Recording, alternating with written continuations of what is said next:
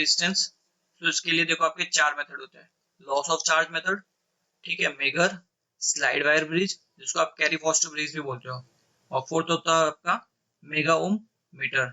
अब देखो सिंस मैं ये जितने भी आपको लेक्चर्स दे रहा हूँ मेजरमेंट के, ये आपके जूनियर इंजीनियर के हिसाब से है, ठीक है ना, मतलब जेईई के एग्जाम के लिए इंपॉर्टेंट है ये चीजें। तो इसमें देखो जो ये मेगा ओम मीटर है ना, इस मेथड से आपको क्वेश्चन बहुत कम पूछे, मतलब पूछे ही नहीं जाता आपको क्वेश्चन, आज तक मैंने तो कभी क्वेश्चन देखा नहीं, ठीक है। तो ये वाला मेथड मैं आपको नहीं कराऊंगा।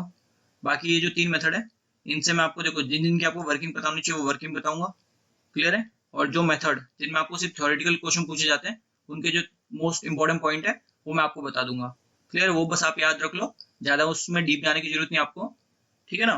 तो चलिए स्टार्ट करते हैं। तो देखो फर्स्ट आपको है लॉस ऑफ चार्ज मेथड। तो देखो इस मेथड में क्या होता है, ये आपका एक सर्किट है, ठीक है, इसमें कैपेसिटर कनेक्टेड है, और ये जो आर रेजिस्टेंस है ना, इसकी आपको वैल्यू निकालनी है इस मेथड में, क्लियर है। अब देखो सबसे पहला क्वेश्चन इस मेथड से पूछा जाता है कि ये मेथड कौन से रेजिस्टेंस मेजर करने के लिए होता है, तो उसका आंसर आपका हो जाएगा हाई रेजिस्टेंस, ठीक है। इसकी वैल्यू आपकी मोर देन 100 किलो ओम होती है, क्लियर है। ये आपका पहला क्वेश्चन इससे पूछा जाता है। अब देखो इस मेथड में क्या होता है कि आप क्या करते हो, जब ये ना ये जो स्विच है, इस स्विच को आप t इक्वल टू 0 पे क्लोज कर रहे हो, ठीक है। तो इसका मतलब क्या हुआ, बिफोर t इक्वल टू 0, ठीक है। तो बिफोर t इक्वल टू 0 का मतलब क्या हुआ कि जब इसका स्विच क्लोज था। तो देखो जब इसका स्विच क्लोज था ना, तब ये कैपेसिटर जो था ना, ये पूरा चार्ज हो गया, ठीक है, कंप्लीटली चार्ज हो गया। अब ये कैपेसिटर जो चार्ज हुआ ना, चार्ज होके इसने अपने अक्रॉस जो वोल्टेज किया, ठीक है, वो इसने किया VC, यानी इसके अक्रॉस VC वोल्टेज है, और ये फुल चार्ज हो गया, ठीक है। तो ये हो गया आपका फुल चार्ज। फिर आपने क्या किया कि t इक्वल टू 0 पे, सो देयरफॉर आफ्टर बोलो या फिर एट बोलो, ठीक है, एट t इक्वल टू 0 पे आपने t इक्वल टू 0 पे क्या किया, स्विच को ओपन कर दिया, ठीक है। बिकॉज देखो बिफोर t इक्वल टू 0 पे तो आपका स्विच क्लोज था, ठीक है, और एट t इक्वल टू 0 पे आपने ओपन किया है। सो देखो जैसे आपने स्विच को ओपन किया, अब आपकी सप्लाई कोई जान नहीं रही, और कैपेसिटर ऑलरेडी आपका फुल चार्ज है। तो अब जो कैपेसिटर होगा ना, वो कंप्लीटली डिस्चार्ज होगा आपका इस रेजिस्टेंस के थ्रू, ठीक है। तो यानी कि जो आपका कैपेसिटर है वो आपका डिस्चार्ज होगा, डिस्चार्ज थ्रू आर, यानी रेजिस्टेंस के थ्रू सारा डिस्चार्ज होगा, जितना भी करंट होगा सारा रेजिस्टेंस के थ्रू फ्लो होगा, ठीक है। तो आपने देखो चार्जिंग और डिस्चार्जिंग ऑफ कैपेसिटर पढ़ा होगा, ठीक है। तो at the time of discharging, at the time of discharging, ठीक है। तो देखो डिस्चार्जिंग की आपने इक्वेशन पढ़ी होगी, क्या होती है, VC equals to V e की power minus t upon RC, या फिर जिसको आप टाउ भी बोलते हो, ठीक है। ये आपकी होती है डिस्चार्जिंग इक्वेशन कैपेसिटर की, ठीक है। VC वो वाली वैल्यू जहाँ पे ये फुल चार्ज हो गया, या तो क्लियर है। तो यहाँ से देखो VC डिवाइडेड बाई V, ये कितना हो जाएगा आपका E minus T divided by RC, clear है। अब क्या करो आप, अब इसको देखो थोड़ा और इजी बनाने के लिए क्या करो, ये क्या VC अपॉन V है, ठीक है, और यहाँ पे क्या E की power minus T upon RC। तो देखो अगर मैं इसको ऐसा कर दूं कि V अपॉन VC लिखूं, तो इसका मतलब क्या हुआ कि ये क्या हो जाएगा, E की पावर प्लस का हो जाएगा ना, बिकॉज ये भी फिलहाल नीचे है, ये ऊपर चला जाएगा, ठीक है। तो ये हो जाएगा E की पावर T अपॉन RC, यहाँ तक क्लियर है। अब आप क्या करो, दोनों साइड लॉग ले लो। तो देखो log V upon VC equals to log E, ठीक है, T बाय RC। इस लॉग का बेस E है ना, ठीक है ना। तो देखो ये वाली वैल्यू तो क्या है, log E V by VC, और ये क्या है log E T by RC। तो log E बेस E, ये इसकी ये पावर आगे आ जाएगी, ठीक है। तो ये हो जाएगा आपका देखो log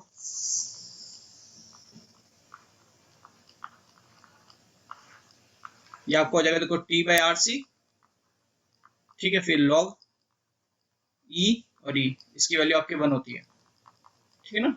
ये आपका होता है इक्वल टू 1, यहाँ तक क्लियर है। तो देखो इसमें आगे क्या हो गया, ये तो यहाँ पे देखो क्या मिला आपको, log V upon VC equals to T upon RC, clear है यहाँ पर। तो यहाँ से देखो अगर मैं ये जो R है, इस R की अगर वैल्यू निकालते हो कितनी आएगी, R equals to T upon C, and log भी आ जाएगा यहाँ पे, log E base V upon VC, clear है यहाँ तक। अब देखो ये जो log है ना, इसमें बेस क्या है E, अब मेरे को इसको क्या करना है, log 10 बेस, जो 10 होता है बेस, उसमें लिखना है, ठीक है।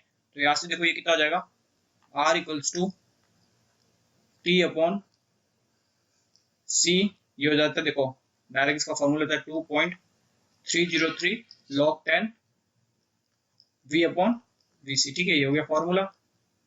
अब देखो इसको अगर ये थोड़ा और अगर मैं सिंप्लीफाई करता हूँ तो यहाँ से देखो R की वैल्यू कितनी हो जाएगी, 0.4343 T divided by C log 10 V upon VC। तो ये जो रेजिस्टेंस का आपका फॉर्मूला है ना, ये आपको फॉर्मूला पूछा जाता है डायरेक्ट एग्जाम में, ठीक है, ये आपके लिए इंपॉर्टेंट है। समझ गए, मेथड इजी था एकदम, कोई प्रॉब्लम नहीं है। तो अगला मेथड देखते हैं। तो देखो आपका अगला होता है मेगर। मेगर एक इंस्ट्रूमेंट है आपका, ठीक है, इंस्ट्रूमेंट होता है।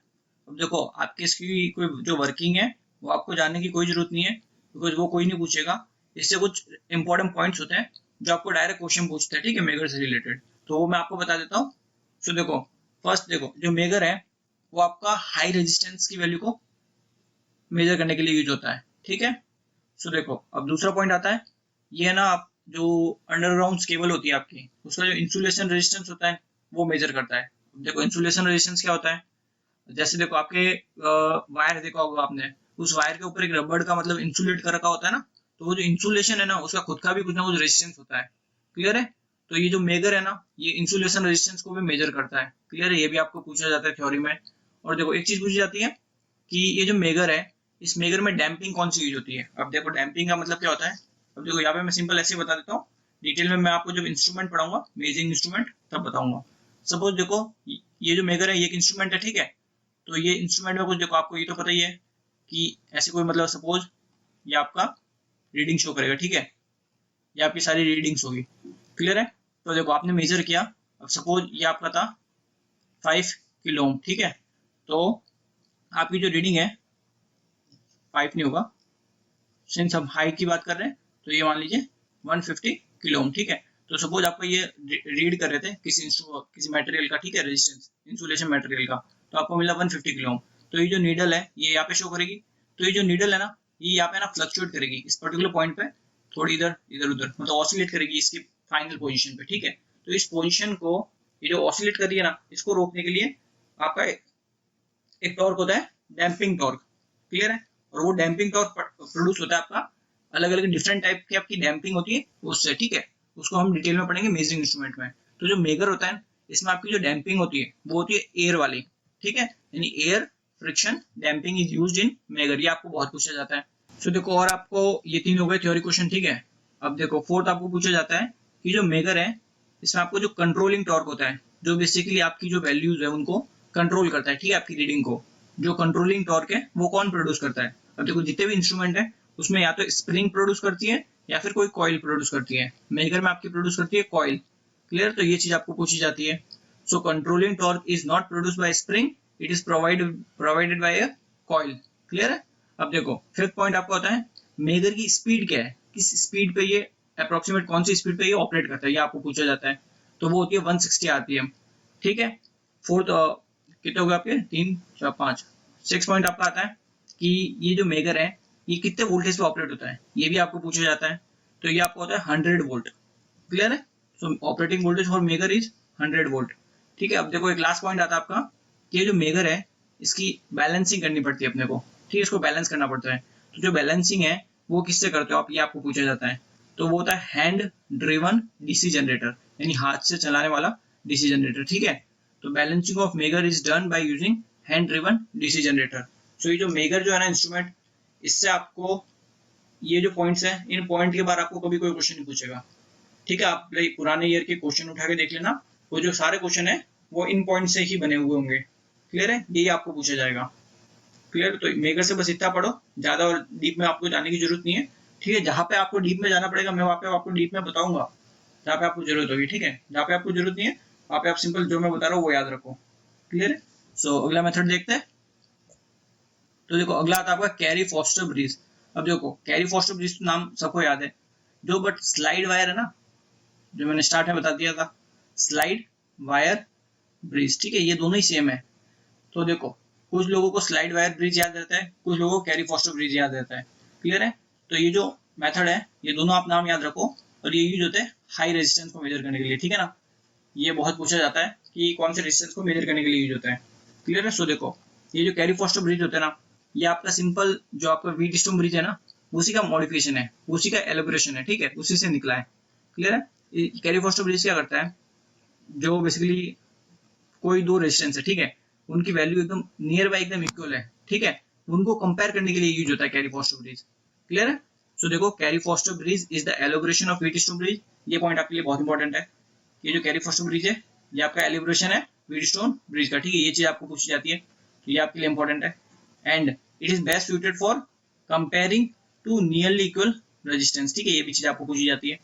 सो इस हिसाब से तो आपका क्या हो गया, देखो जितने भी आपने मेथड देखे उन सब में हम रेजिस्टेंस मेजर करे थे, बट ये एक ही ऐसा मेथड है जिसमें आप क्या करो कि जो बेसिकली जो मीडियम मतलब जो रेजिस्टेंस है इक्वल रेंज के, ठीक है, इक्वल है उनकी, नियरली इक्वल है वैल्यू, उन दोनों को कंपेयर करने के लिए ये एक ही मेथड यूज होता है। बाकी सब में आप रेजिस्टेंस की वैल्यू निकालते हो, सिर्फ इसी मेथड में आप कंपेयर करके वैल्यू निकालते हो।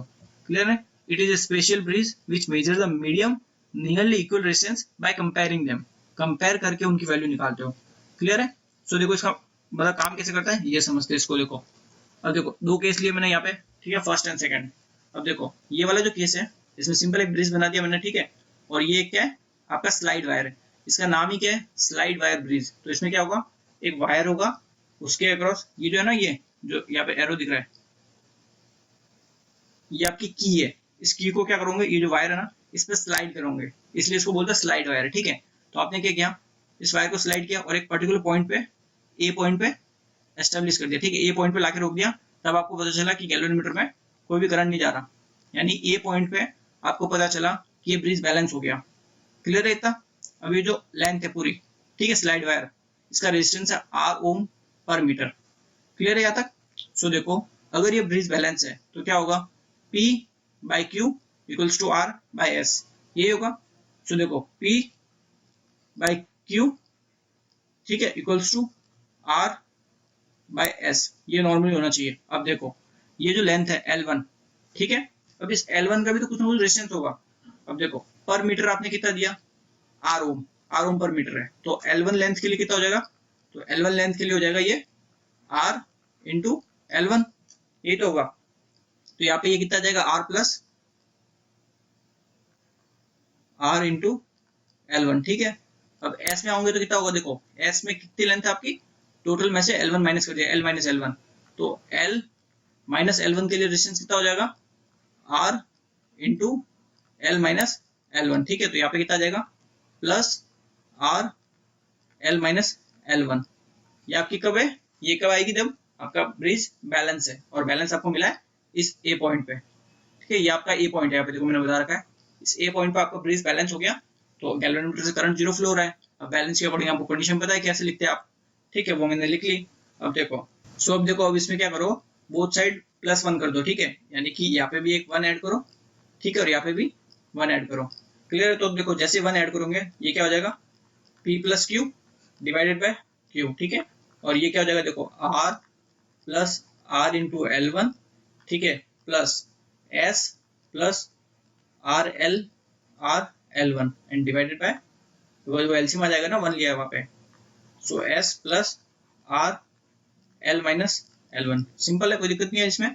तो देखो R इंटू L1 और ये रहा R इंटू L1, क्लियर है, तो ये तो कैंसिल हो जाएगा, तो ये वाली टर्म और ये वाली टर्म कैंसिल, यहाँ तक क्लियर है। तो देखो आपको P plus Q divided by Q, इसकी वैल्यू क्या मिली, R plus S plus R into L divided by S plus R bracket L minus L1, यहाँ तक क्लियर है। ये आपके हो गए फर्स्ट इक्वेशन, ठीक है, ये आपका फर्स्ट केस है। अब देखो सेकंड केस में हमने क्या किया कि जो रेजिस्टेंस है यानी जो R और S था, ठीक है, इसको हमने क्या किया, इंटरचेंज कर दिया, यानी R की जगह S रख दिया और S की जगह R रख दिया, ठीक है, तो इंटरचेंज कर दिया। फिर हमने क्या किया, ये जो की है इस की को, ये जो स्लाइड वायर है इस पे इधर उधर घुमाया, फिर अपने को क्या हुआ, ये जो L2 है, L2 लेंथ पे अपने को ये ब्रिज बैलेंस हो गया, यानी करंट 0 एम्पियर हो गया, ठीक है। तो देखो जैसे ये ब्रिज बैलेंस हो गया तो आपकी कंडीशन क्या हो जाएगी, P by Q equals to S plus R into L2 divided by R plus R into L minus L2, ठीक है। जैसे मैंने देखो फर्स्ट केस में बताया लिखना, वैसे लिखा है, ठीक है ना।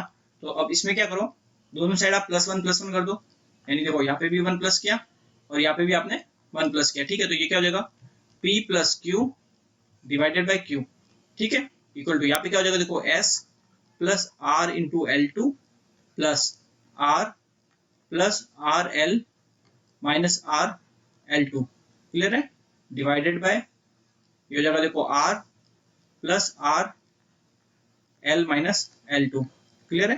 तो यहाँ पे देखो RL2 ये रहा प्लस का और ये माइनस का कैंसिल हो गए, तो यहाँ से देखो आपको P plus Q divided by Q कितना मिलेगा आपको, S plus R plus RL, ठीक है, divided by R plus RL minus L2, clear है। ये आपकी हो गई सेकेंड इक्वेशन।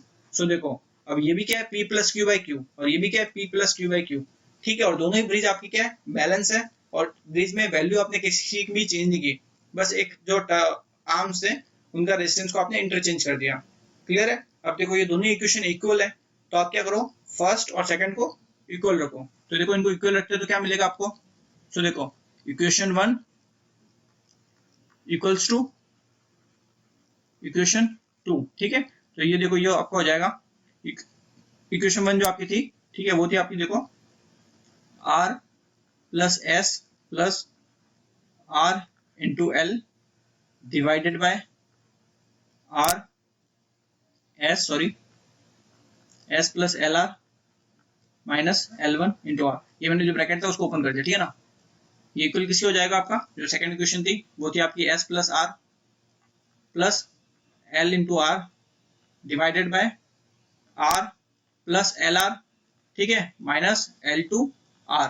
तो देखो ये वाली जो टर्म है ऊपर वाली, ये तो पूरी इससे कैंसिल हो जाएगी, देखो एकदम सेम है, ठीक है। तो यहाँ पे आपको क्या मिला, R plus L into R minus L2 into R equals to S plus L into R minus L1 into R, ठीक है। तो यहाँ पे देखो आपको क्या चाहिए, अननोन रेजिस्टेंस की वैल्यू निकालनी है, ठीक है। तो किससे निकालोगे आप, R की मदद से, ठीक है। तो R की वैल्यू यहाँ पे क्या हो जाएगी, देखो R इक्वल्स टू ये हो जाएगा देखो S प्लस, अब यहाँ पे देखो ये वाला LR और ये वाला LR दोनों प्लस के, तो ये तो कट जाएंगे आपके, ठीक है, तो कट गए यहाँ पे, क्लियर है। तो यहाँ पे आपको देखो क्या बचा, L1R, ये माइनस का, ठीक है ना, माइनस का L1R, ठीक है, और ये आपका प्लस का हो जाएगा, प्लस का L2R, यही बचेगी। तो यहाँ से देखो आपकी रेजिस्टेंस की वैल्यू क्या मिली, S, यहाँ पे देखो आप क्या R कॉमन ले सकते हो, तो जैसे आप R को कॉमन लेते हो अंदर बचेगा L1 माइनस L2, क्लियर है। तो ये आपका हो जाएगा R की वैल्यू, क्लियर है। तो आपको ये कुछ इस तरह से आप R की वैल्यू निकालेंगे, ठीक है। इस पर आपको न्यूमेरिकल पूछ सकते हैं, इसलिए मैंने इसका ये आपको डेरिवेशन बताया, ठीक है। आपको अगर फॉर्मूला भी याद होगा तो भी कोई प्रॉब्लम नहीं है, ठीक है।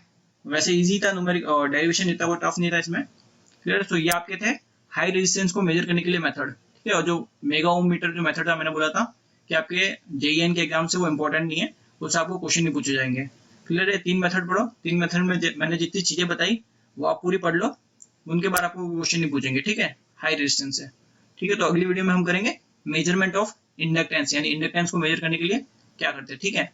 So thank you very much.